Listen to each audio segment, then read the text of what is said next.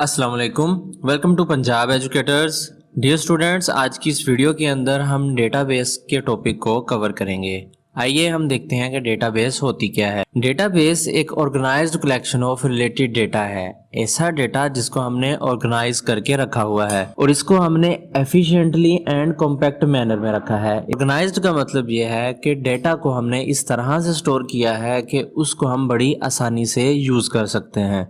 और रिलेटेड का मतलब ये है कि डेटाबेस जिस कंपोनेंट के लिए या जिस चीज़ के लिए क्रिएट की गई है उसी के रिलेटेड इसके अंदर हम डेटा को स्टोर करते हैं।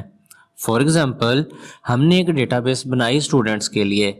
अब उस डेटाबेस के अंदर हम स्टूडेंट का ही डेटा स्टोर करेंगे, जैसा कि स्टूडेंट का रोल नंबर, स्टूडेंट का नेम, उसका एड्रेस वगैरह वगैरह। और इसी तरह फॉर एग्जांपल अगर हम एम्प्लॉयज़ की एक डेटाबेस को क्रिएट करते हैं तो उसके अंदर हम एम्प्लॉय आईडी, एम्प्लॉय का ग्रेड कौन सा है, उसकी सैलरी क्या है वगैरह वगैरह इन चीज़ों को स्टोर करेंगे। द वर्ड एफिशिएंट, एफिशिएंट का मतलब ये है कि हम डेटा को बड़ी आसानी से और क्विकली एक्सेस कर सकते हैं और उसको सर्च कर सकते हैं। और कॉम्पैक्ट का मतलब ये है कि डेटाबेस के अंदर स्टोर किया हुआ डेटा कंप्यूटर के अंदर बहुत कम स्पेस लेता है। एक डेटाबेस के अंदर टेबल्स होते हैं, एक भी टेबल हो सकता है, मोर देन वन टेबल्स भी हो सकते हैं। ये सारे मिलके एक डेटाबेस बनाते हैं।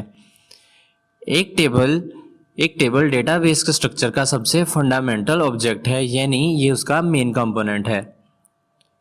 टेबल बनाने का मकसद उसके अंदर डेटा को स्टोर करना होता है।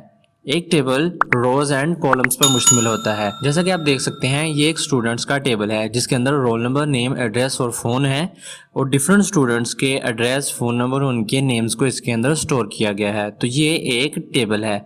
इसके अंदर अगर हम टॉप टू बॉटम देखें तो ये हमारे कॉलम्स कहलाएंगे। अगर हम लेफ़्ट टू राइट देखें तो वो हमारे रोज़ कहलाएंगी। रोज़ को हम रिकॉर्ड भी कहते हैं, जबकि कॉलम्स को हम फील्ड्स भी कहते हैं। अब हम बात करते हैं डेटाबेस की एग्जांपल्स की। सबसे पहले हम देखते हैं फ़ोन डायरेक्टरी। फ़ोन डायरेक्टरी भी एक डेटाबेस की बेहतरीन एग्जांपल है।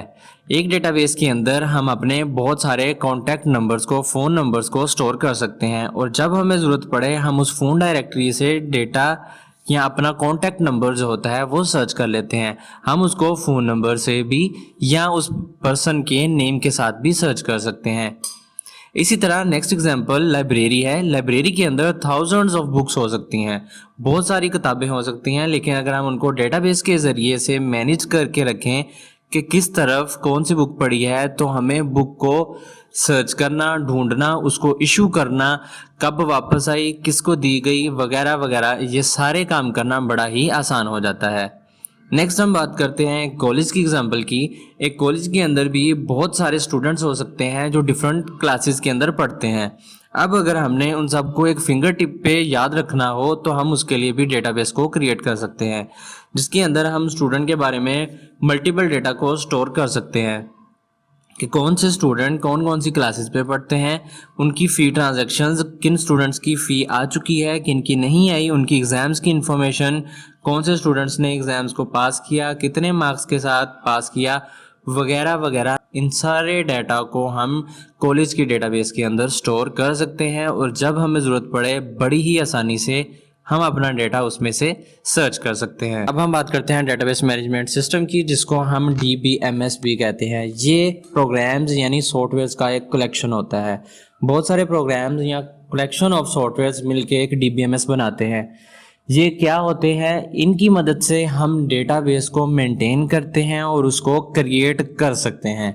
DBMS एक जनरल पर्पस सॉफ्टवेयर होता है जो हमें मुख्तलिफ फैसिलिटीज़ यानी सहूलियात फराहम करता है, जैसा कि हम इसकी मदद से डेटाबेस के स्ट्रक्चर को डिफ़ाइन कर सकते हैं। स्ट्रक्चर मतलब उसके अंदर किस किस्म का डेटा स्टोर किया जा सकता है, उसकी तरतीब क्या होगी और उनके ऊपर अप्लाइड रूल कौन से हो सकते हैं। जैसे कि नेम के अंदर सिर्फ अल्फ़ाबेट आए, फ़ोन नंबर के अंदर सिर्फ नंबर्स आने चाहिए वगैरह वगैरह। इसके अलावा ये हमें स्टोरेज मीडियम के ऊपर डेटा को स्टोर करने की भी सहूलियात फराहम करता है। DBMS इसके अलावा हमें डेटा को इंसर्ट करने की, डिलीट करने और उसके अंदर किसी किस्म की तब्दीली करने और उसको रिट्रीव करने की फंक्शनैलिटी भी फराहम करता है।